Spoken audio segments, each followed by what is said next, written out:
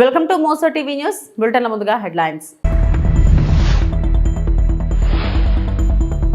గుజరాత్ లో hybrid battery ఎలక్ట్రోడ్ల ఉత్పత్తిని ప్రారంభించిన ప్రధాని మోడీ.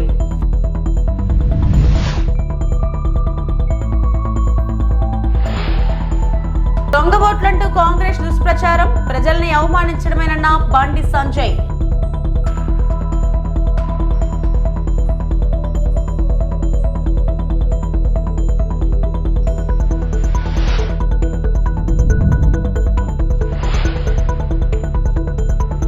వైసీపీ నేతల తీరుపై పయ్యావుల ఆగ్రహం.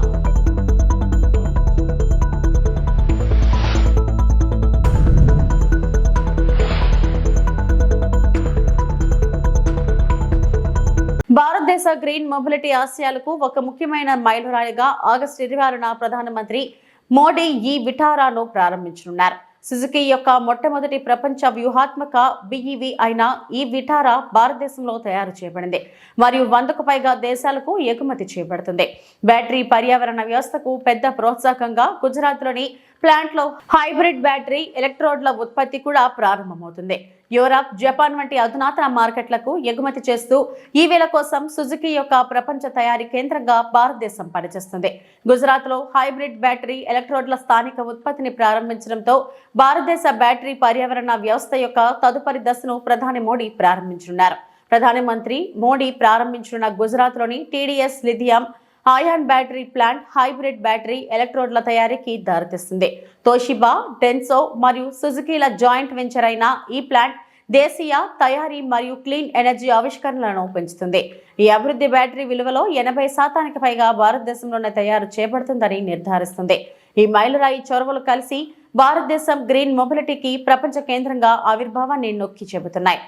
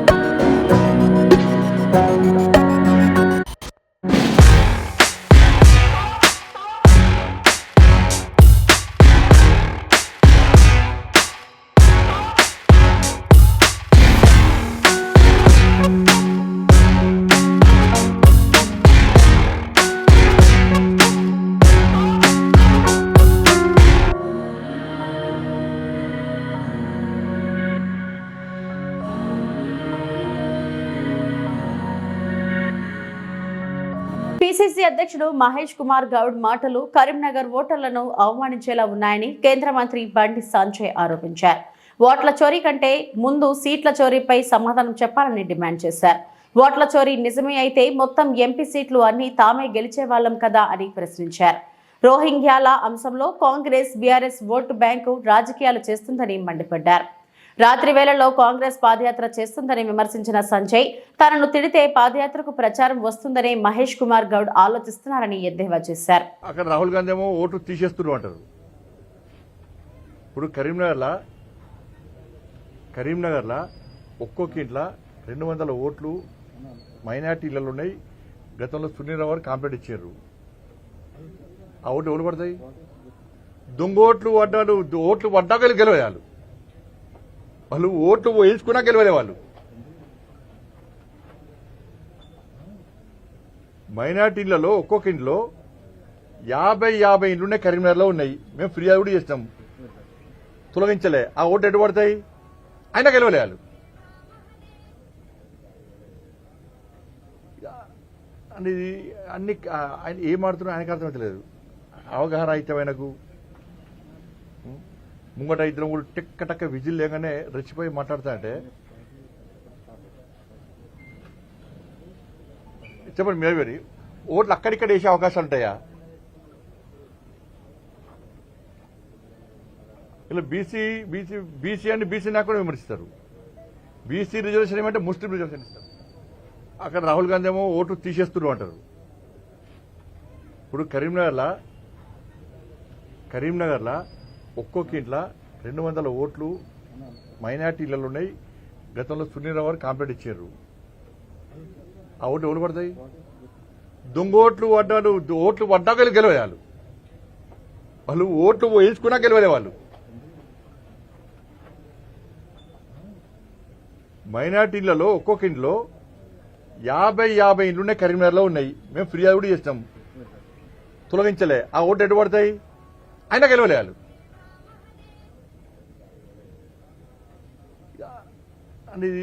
అన్ని ఆయన ఏం ఆడుతున్నా ఆయనకు అర్థమవుతలేదు. అవగాహన అయితే ఆయనకు ముంగట ఇద్దరం కూడా టెక్క విజిల్ లేగానే రెచ్చిపోయి మాట్లాడతా అంటే చెప్పండి మేవేరి ఓట్లు అక్కడిక్కడ వేసే అవకాశాలు ఉంటాయా? ఇలా బీసీ అంటే బీసీ నాకు కూడా విమర్శిస్తారు. బీసీ రిజర్వేషన్ ఏమంటే ముస్లిం రిజర్వేషన్ ఇస్తారు. బీసీ రిజర్వేషన్ ఏమంటే ముస్లిం రిజర్వేషన్లు ఇస్తారు. ఉపరాష్ట్రపతిగా బీసీ అభ్యర్థులు నిలబడితే వీళ్ళు ఓడగొట్టే ప్రయత్నం చేస్తారు. గత ప్రభుత్వం చేసిన అప్పులకు వడ్డీలు కట్టడానికే రాష్ట్ర ఆదాయం సరిపోతుందని ఆర్థిక శాఖ మంత్రి పయ్యావుల కేశవ్ అన్నారు. జిల్లా అభివృద్ధి సమీక్షా కమిటీ సమావేశంలో పాల్గొన్న పయ్యావుల వైసీపీ నేతల తీరుపై మండిపడ్డారు. రాష్ట్రంలో ప్రజా సంక్షేమ అభివృద్ధి కొనసాగుతుంటే ప్రభుత్వంపై బురజల్లే ప్రయత్నం చేస్తున్నారని ఆగ్రహం వ్యక్తం చేశారు. జీఎస్టీ విషయంలో రాష్ట్రంలో త్వరలో మార్పులు రాబోతున్నాయన్న మంత్రి చంద్రబాబు నాయకత్వంలో అనేక అంశాలను తీసుకురావడానికి ప్రణాళికలు రూపొందిస్తున్నట్టు వెల్లడించారు. గవర్నమెంట్ ఆఫ్ ఇండియా జీఎస్టీలో సామాన్యుడికి న్యాయం జరిగేలాగా పెద్ద రిఫార్మ్స్ తీసుకురాబోతున్నారు. 185,000 కోట్ల అప్పులు అనేటువంటిది నేను ఎక్కడ కట్టానో చెప్తే అడిగిన వాళ్ళు సిగ్గుతో తలంచుకునేటువంటి పరిస్థితి వస్తుంది. గత పాలకులు చేసినటువంటి అప్పులకి వడ్డీలు కట్టడానికే నేను అప్పులు చేయాల్సినటువంటి పరిస్థితికి వచ్చింది. ఈరోజు డెవలప్మెంట్ మా బ్రాండ్ ఇమేజ్ తోటి కేంద్ర ప్రభుత్వంతో మాకున్నటువంటి సత్సంబంధాల వల్ల మేము డెవలప్మెంట్ చేయగలుగుతున్నాం. పోలవరాన్ని శరవేగంగా చేస్తున్నాం, అమరావతిని చేస్తున్నాం, ఇక్కడ హంద్రీ నివాన్ చేశాం, ఉత్తరాంధ్ర సుజల స్రవంతి చేయబోతున్నాం. ఇవి కాదని మరో 15 ప్రాజెక్టులు ఇరిగేషన్లో చేయబోతున్నాం. నేషనల్ హైవేలో 76,000 కోట్ల రూపాయల ప్రాజెక్టులు ఇంప్లిమెంటేషన్లోకి వస్తున్నాయి. రైల్వేలో మరో 90,000 కోట్ల ప్రాజెక్టులు ఇంప్లిమెంటేషన్లోకి వస్తున్నాయి. విజయవాడ, విశాఖపట్నంలో మెట్రో లాంచ్ చేయబోతున్నాం. ఉచిత బస్సు ప్రయాణంతో 2 కోట్లకు పైగా మహిళలకు లబ్ధి చేకూరుతుందని మంత్రి నిమ్మల రామానాయుడు అన్నారు. పశ్చిమ గోదావరి జిల్లా పాలకొల్లులో స్త్రీ శక్తి పథకం విస్తృత స్థాయి సమావేశంలో మంత్రి పాల్గొన్నారు. సీఎం చంద్రబాబు అభివృద్ధి సంక్షేమాన్ని సమానంగా అందిస్తున్నారని మంత్రి తెలిపారు. ఎక్కడైతే మహిళలు గౌరవించబడతారో అక్కడ దేవతలు సంచరిస్తారనేటువంటి నమ్మకం, విశ్వాసం ఉన్నటువంటి పార్టీ తెలుగుదేశం పార్టీ. మగవాళ్లతో పాటు సమానంగా ఆడవాళ్లకు ఆస్తి హక్కు ఉండాలనేటువంటి నిర్ణయం తీసుకున్నది ఆ రోజు ఎన్టీ రామారావు గారు, తెలుగుదేశం పార్టీ. ఈరోజు జనాభాలో సగం మహిళలు ఉన్నారు. ఈరోజు సమాజంలో సగం మహిళలు ఉన్నారు. అటువంటి సగం ఉన్నటువంటి మహిళలు అభివృద్ధి చెందకుండా ఈ రాష్ట్రం అభివృద్ధి చెందదు, ఈ ప్రాంతం అభివృద్ధి చెందదు అనేటువంటి ఆలోచనతో మహిళలు తమ కాళ్ల మీద తాము నిలబడాలి. మహిళలు చిన్న చిన్న అవసరాల కోసం తండ్రి మీదో, భర్త మీదో, కొడుకు మీద ఆధారపడడం కాదు, తమ కాళ్ల మీద తాము నిలబడుతూ ఆర్థిక సాధికారత సాధించాలనేటువంటి ఆలోచనతో ప్రపంచంలో ఎక్కడా లేనిటువంటి సమయంలో ఆంధ్రప్రదేశ్ రాష్ట్రంలో డ్వాక్రా సంఘాలను తీసుకొచ్చినటువంటి ఘనత ఆ రోజు అన్న మరి మన చంద్రబాబు నాయుడు గారిది. మహిళలు ఆరోగ్యంగా ఉండాలి అంటే వాళ్ళ కళ్ళల్లో కన్నీళ్లు కనపడకూడదు అంటే వాళ్ళ ఇళ్లలో కట్టెలు పొయ్యి ఉండకూడదు. భారతదేశ చరిత్రలో మొదటిసారిగా ఆంధ్రప్రదేశ్ రాష్ట్రంలో దీపం పథకం తీసుకొచ్చి ఆ దీపం పథకం ద్వారా ప్రతి ఇంటికి కూడా ఆ రోజు గ్యాస్ కనెక్షన్ ఇప్పించినటువంటి వ్యక్తి ఆ రోజు నారా చంద్రబాబు నాయుడు గారు. మీరు ఇచ్చినటువంటి అధికారం ఇవాళ చంద్రబాబు నాయుడు గారు పవన్ కళ్యాణ్ గారు ఒకటే మాకు చెప్తూ ఉన్నారు, ఏ మీటింగ్ జరిగినా ఇవాళ ఇంత అధికారం ఇచ్చారని అహం పెంచుకోకూడదు, అహంభావం పెంచుకోకూడదు, అహంకారం పెంచుకోకూడదు, మరింత బాధ్యతగా మీరు పనిచేయండి. మహిళా సాధికారతకు ముఖ్యమంత్రి చంద్రబాబు విశేషంగా కృషి చేస్తున్నారని కోవూరు ఎమ్మెల్యే ప్రశాంతిరెడ్డి అన్నారు. కోవూరులో నిర్వహించిన శ్రీశక్తి విజయోత్సవ సభలో ఎమ్మెల్యే పాల్గొన్నారు. సూపర్ 6 పథకాలు సూపర్ హిట్ అంటూ నినదించారు. ప్రభుత్వ పథకాల అమలుపై మహిళల అభిప్రాయాలు అడిగి తెలుసుకున్నారు.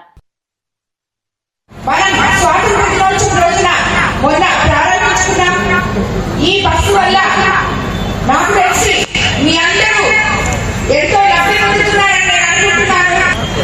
దీనివల్ల ప్రతి మహిళ కూడా దాంట్లో మిగిలిన డబ్బుల్ని ఆదా చేసుకుని తన కుటుంబ ఖర్చులకి మనం ఖర్చు పెట్టుకోవచ్చు. ముఖ్యంగా ఈ సూపర్ 6 లో అన్నింటికన్నా ఎక్కువగా లబ్ధి పొందింది మన మహిళలే. పర్యావరణాన్ని కాపాడేందుకు ప్రతి ఒక్కరూ ముందుకు రావాలని, ఇందులో ముఖ్యంగా వినాయక చవితి కోసం వినియోగించే వినాయక ప్రతిమలను మట్టితో తయారు చేసిన వాటిని పూజల్లో వినియోగించాలని తణుకు ఎమ్మెల్యే ఆరుమిల్లి రాధాకృష్ణ అన్నారు. తణుకు మైత్రి లయన్స్ క్లబ్, ఆర్యవైశ్య యువత సంయుక్త ఆధ్వర్యంలో మట్టితో తయారు చేసిన 1000 వినాయక ప్రతిమలతో పాటు పూజా సామాగ్రిని సోమవారం ఎమ్మెల్యే రాధాకృష్ణ చేతుల మీదుగా పంపిణీ చేసి మాట్లాడారు.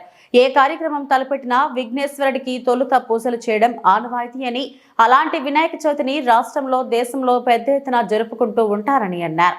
గతంలో ప్లాస్టర్ ఆఫ్ ప్యారిస్ తో తయారు చేసిన విగ్రహాల కారణంగా భూ కాలుష్యంతో పాటు వాయు జల కాలుష్యం ఏర్పడుతుందని అన్నారు. దీంతో ఎన్నో దుష్పరిణామాలు ఎదురవుతున్నాయని చెప్పారు. మట్టి వినాయక విగ్రహాల కారణంగా నిమజ్జనం సమయంలో సులువుగా నీటిలో కరిగి పర్యావరణాన్ని కాపాడగలిగే వాళ్ళమవుతామని అన్నారు.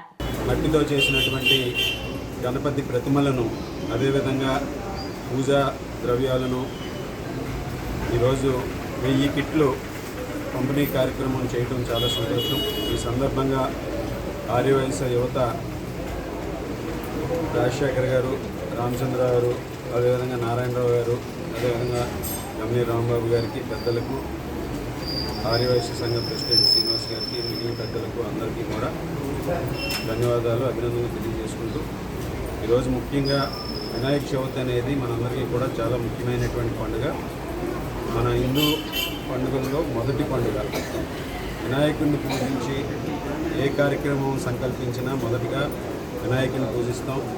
విద్యకు వినాయకుడు, అదేవిధంగా మనకు విజయాన్ని కావాలన్నా ఎటువంటి ఆటంకాలు లేకుండా వినాయకుడిని మనం భక్తితో శ్రద్ధతో ఈరోజు పూజించి ఆయన ఆశీస్సులు కోరుకోవడం జరుగుతుంది.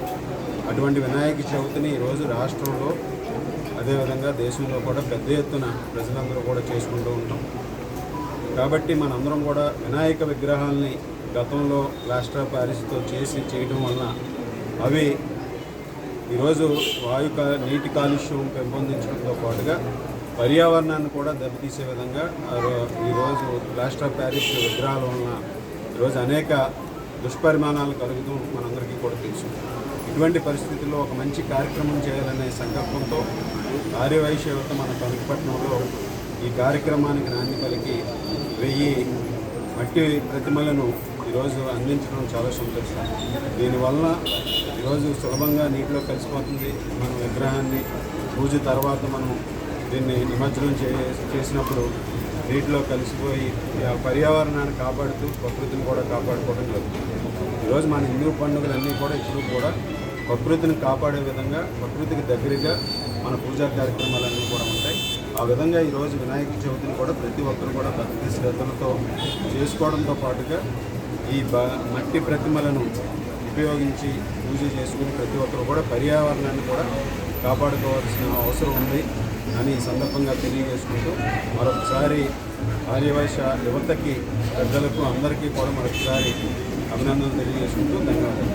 ఏలూరు జిల్లా కామవరపుకోట మండల పరిధిలో ప్రభుత్వం ఇటీవల దివ్యాంగుల పింఛన్లను తొలగించడం పట్ల ఆగ్రహం వ్యక్తం చేస్తూ చింతలపూడి నియోజకవర్గం కన్వీనర్ కంభం విజయరాజు ఆధ్వర్యంలో వైఎస్ఆర్సీపీ నాయకులు భారీ మోటార్ సైకిల్ ర్యాలీ నిర్వహించారు. ఈ ర్యాలీకి మండలంలోని వివిధ గ్రామాల నుండి పార్టీ కార్యకర్తలు, యువత పెద్ద ఎత్తున హాజరయ్యారు. నినాదాలు చేస్తూ బ్యానర్లు, ప్లకార్డులు పట్టుకుని వారు నిరసన వ్యక్తం చేశారు. ప్రభుత్వం వెంటనే దివ్యాంగుల పింఛన్లను పునరుద్ధరించాలని, అర్హులైన వారికి న్యాయం చేయాలని డిమాండ్ చేశారు. కంభం విజయరాజు మాట్లాడుతూ దివ్యాంగుల పింఛన్లు తొలగించడం మానవత్వానికి విరుద్ధమని, నిజంగా అర్హులైన వారు ఇబ్బందులు పడుతున్నారని ప్రభుత్వం వెంటనే ఈ నిర్ణయాన్ని వెనక్కి తీసుకోవాలని కోరారు. ర్యాలీ అనంతరం స్థానికంగా ప్రజలతో సమావేశం నిర్వహించి వారి సమస్యలు విన్నారు. వైఎస్ఆర్సీపీ ప్రభుత్వం ఎల్లప్పుడూ బలహీన వర్గాల పక్షాన ఉంటుందని, దివ్యాంగులకు అన్యాయం జరగనివ్వమని ఆయన భరోసా ఇచ్చారు.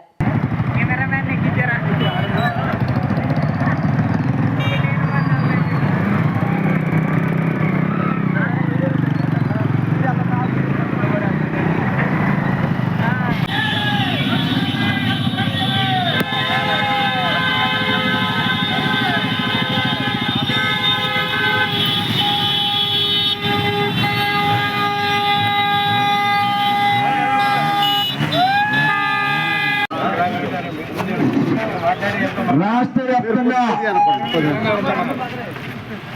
మరి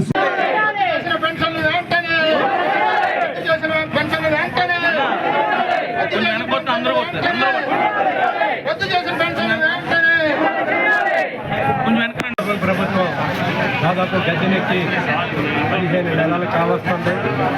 అనేకమైన వాగ్దానాలు చెప్పి కూటమి ప్రభుత్వం గద్దెనెక్కింది. అందరికీ తెలుసు. సూపర్ 6 అన్నారు, సూపర్ 7 హామీలు. ఆ హామీలన్నీ దొంగలో తొక్కేశారు. హామీలు దొంగలో తొక్కేశారు సరికదా. అసలు పరిపాలన అనేది లేకుండా చేశారు. పైగా వాళ్ళు చెప్తున్నది ఏంటంటే సుపరిపాలన అందిస్తున్నాం. అసలు పరిపాలనే లేదు ఇక్కడ. కేవలం రెడ్ బుక్ రాజ్యాంగం తప్ప పరిపాలన కనపట్టలేదు. రాజ్యాంగబద్ధంగా అసలు పరిపాలన కొనసాగిస్తారు. వాళ్ళు సొంతంగా రెడ్ బుక్ రాజ్యాంగం అనేది నడిపిస్తున్నారు. నోరెత్తిన ముఖ్యంగా వైఎస్ఆర్సీపీ కూటమి నాయకులు, కార్యకర్తలు, సోషల్ మీడియా యాక్టివిస్టులు అందరినీ అరెస్టులు చేసి ప్రజలను భయభ్రాంతులు చేసి వీళ్ళు పరిపాలన సాగిస్తున్నారు. పైగా మేము వస్తే చంద్రబాబు వస్తే జాబ్ ఇస్తామన్నారు. మెగా డిఎస్సీ అన్నారు. మెగా డిఎస్సీ తొలి సంతకం పెట్టారు చంద్రబాబు నాయుడు గారు. మీరు ఆర్భాటంగా పెట్టిన ఆ మెగా డిఎస్సీ ఏమైపోయింది 15 నెలలు అని అడుగుతున్నాం చంద్రబాబు నాయుడు గారు. అలాగే వాలంటీర్లకి 5,000 నుంచి 10,000 పెంచుతామన్నారు. అలాగే సంవత్సరానికి 4 లక్షల ఉద్యోగాలు చొప్పున 5 ఏళ్లలో 20 లక్షల ఉద్యోగాలు ఇస్తాం జాబ్ ఖాళీ అంటున్నారు. ఉన్న 2 లక్షల ఉద్యోగాలను తీసివేశారు. వాలంటీర్లు 5 నుంచి 10,000 చేస్తామన్నారు. వాళ్ళు ఊసేలేదు, వాళ్ళ పీకేశారు. ఇట్లా ఉన్న ఉద్యోగాలు పీకేస్తూ మీరు ఏమి సుపరిపాలన అన్నారు? ఏ పరిపాలన అందించారు? ఆడబిడ్డ నిధి అన్నారు. ఆడబిడ్డ నిధి ఎక్కడ? ఆడబిడ్డ నిధి కింద మరి ఒక్కొక్క మహిళకు 18 సంవత్సరాలు దాటిన ఒక్కొక్క మహిళకు నెలకు 1,500 చొప్పున చంద్రబాబు నాయుడు గారు బాకీ ఉన్నారు. మరి ఆ బాకీ ఎప్పుడు తీరుస్తారు?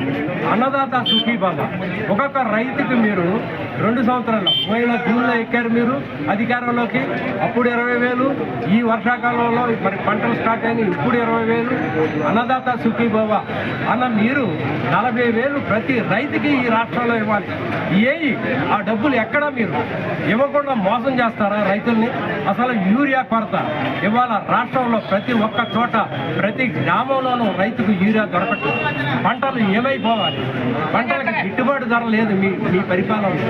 పైగా రైతులకు సరైన భరోసా లేదు. ఇట్లా మీరు ఎందుకు ప్రజలకు ఇచ్చిన మాట తప్పారు? సరిగదా సుపరిపాలన అనే సంకల్పం కొట్టుకుంటున్నారు. ఇది ఒక్కసారి మీరు ఇది సుపరిపాలన, దుర్మార్గ పరిపాలన చంద్రబాబు నాయుడు గారు మీరే చూసుకోండి. గత ప్రభుత్వంలో ముఖ్యంగా మా నాయకుడు దమ్మున్న నాయకుడు జగన్మోహన్ రెడ్డి గారి ప్రభుత్వంలో ప్రజలు ఎంత చక్కగా బ్రతికారు. ప్రజలకు ఇవ్వాల్సిన అన్ని ఆయన మేనిఫెస్టో అంటే ఒక భగవద్గీత. కానీ మీరు మేనిఫెస్టో అంటే ఒక డస్ట్బిన్లో పడేసే చెత్తగా కింద మీరు చూస్తున్నారు. అయ్యా ఇకనైనా చంద్రబాబు నాయుడు గారు మీరు మీ మేనిఫెస్టోలో ఏం చెప్పారో మీరు చూడండి, దానిని అమలు చేయండి, ప్రజలకు మేలు చేయండి. కానప్పుడు ఈ ప్రజలే మీకు బుద్ధి చెప్తారని మిమ్మల్ని హెచ్చరిస్తూ జై జగన్. తిరుపతి జిల్లా రేణిగుంట క్యూఆర్ కోడ్ ఆధారిత స్మార్ట్ రేషన్ కార్డుల పంపిణీ చేసిన తహసీల్దార్. కూటమి ప్రభుత్వం నూతనంగా ప్రారంభించిన స్మార్ట్ రేషన్ కార్డుల పంపిణీ 9 జిల్లాల్లో ప్రారంభమైంది. ఇందులో భాగంగా తిరుపతి జిల్లా రేణిగుంట పట్టణంలో ఉదయ్ చౌక దుకాణం 9వ వద్ద ప్రధాన అధికారులు, రేణిగుంట ఎంఆర్ఓ తహసీల్దార్ చంద్రశేఖర్ రెడ్డి, తెలుగుదేశం నాయకులు స్మార్ట్ రేషన్ కార్డుల పంపిణీ కార్యక్రమాన్ని ఘనంగా నిర్వహించారు. ఈ సందర్భంగా తెలుగుదేశం నాయకులు మునిచంద్ర రెడ్డి, మహబూబ్ బాషా మాట్లాడుతూ చౌక బియ్యం పక్కదారి పట్టకుండా నివారించడమే లక్ష్యంగా రాష్ట్ర ప్రభుత్వం తీసుకొచ్చిన స్మార్ట్ రైస్ కార్డులను నేటి నుంచి పంపిణీ చేస్తుందన్నారు. లబ్ధిదారులకు సాంకేతిక హంగులతో స్మార్ట్ కార్డులు అందిస్తూ క్యూఆర్ కోడ్ వంటి ప్రత్యేకతలు రూపొందించారు. కార్డుపై ఎటువంటి రాజకీయ నాయకుల ఫోటోలు లేకుండా ప్రజలకు మంచి జరగాలన్న ఆశతోని ప్రభుత్వం ఆలోచిస్తుందని, కొత్త రైస్ కార్డు కోసం దరఖాస్తు చేసుకున్న వారికి కూడా త్వరలోనే కార్డులు రానున్నాయని పేర్కొన్నారు. దీనివల్ల రాష్ట్రంలో ఎక్కడి వారైనా ఎక్కడి నుంచైనా రేషన్ తీసుకునే సదుపాయం కల్పించినట్లు ప్రభుత్వం అన్ని ఏర్పాట్లు చేసిందని, అర్హులైన అందరికీ రేషన్ కార్డుల ప్రక్రియ నిరంతరం కొనసాగుతుందన్నారు. ఈ స్మార్ట్ కార్డ్స్ ద్వారా రైస్ కార్డ్స్ స్థానంలో స్మార్ట్ రైస్ కార్డ్స్ అనే దాన్ని ఇవ్వడం జరిగింది. ఇది చాలా చిన్న సైజులో ఏటీఎం కార్డు సైజులో ఉంటుంది. ఎలాంటి చినిగిపోవడము డిస్ట్రాయ్ కావడం అనేది ఉండదు. ఒకసారి చూస్తే మనం ఎంత ప్రెస్ చేసినా కూడా ఇది అలాగే ఉంటుంది. అలాగే దీంట్లో వివరాలు కూడా చాలా డీటెయిల్ గా ఉన్నాయి. ఈ ఇంటి జరిగింది. అలాగే దీని బ్యాక్ సైడ్ కుటుంబ సభ్యుల పేర్లు కూడా ఇవ్వడం జరిగింది. మరీ ముఖ్యంగా ఎవరి ఫోటోలు, కనీసం ముఖ్యమంత్రి గారి ఫోటో కూడా లేకుండా ప్రభుత్వ అధికార చిహ్నంతో ముద్రించడం జరిగింది. ఇన్ని సదుపాయాలు ఉన్నటువంటి ఈ కార్డు ద్వారా మీరందరూ కూడా రేషన్ సరుకులు తీసుకుంటారు నెక్స్ట్ మంత్ నుంచి. అలాగే మొట్టమొదటిసారిగా ప్రయోగాత్మకంగా 5 జిల్లాల్లో ఈ పంపిణీ అనేది జరుగుతుంది. దానిలో భాగంగా తిరుపతి జిల్లాను కూడా ఎన్నుకోవడం జరిగింది మొదటి విడతలో. అంటే 25వ తేదీ నుంచి 30వ తేదీ లోపల మీ ఇంటి దగ్గరికి వచ్చి ఈ స్మార్ట్ కార్డ్స్ అని పంపిణీ చేయడం జరుగుతుంది. ఇది కూడా ఎంత పకడ్బందీగా చేశారంటే, మీరు వచ్చి సంతకం పెట్టి కార్డు మాకు ఇవ్వలేదు అలాంటివి అవన్నీ లేకుండా అంతా ఆన్లైన్లోనే యాప్ ద్వారానే మీకు పంపిణీ చేయడం జరుగుతుంది. మీ ఇంటి దగ్గరికి వచ్చినప్పుడు ఈ కుటుంబ సభ్యుల్లో ఎవరున్నా కూడా వాళ్ళ ఐరిష్ గాని, మీరు ఎలా అయితే రేషన్ తీసుకుంటారో బయోమెట్రిక్ గాని, లేకపోతే ఫోన్ కి ఓటీపీ గాని ఏదో ఒక పద్ధతిలో మీరు ఈ కార్డును తీసుకున్నటువంటి అక్నాలజ్మెంట్ ఇవ్వడం జరుగుతుంది. అది కూడా మీ ఇంటి వద్దకు వచ్చి ఈ కార్డ్స్ డిస్ట్రిబ్యూషన్ అనేది 5 రోజుల్లో జరుగుతుంది. కాబట్టి మీరందరూ మీకు తెలియజేస్తాం ఎప్పుడొస్తారో ఏమనేది డీలర్ ద్వారా. ఇవి ఇప్పటివరకు నా బులెటిన్ అప్డేట్స్. నమస్తే.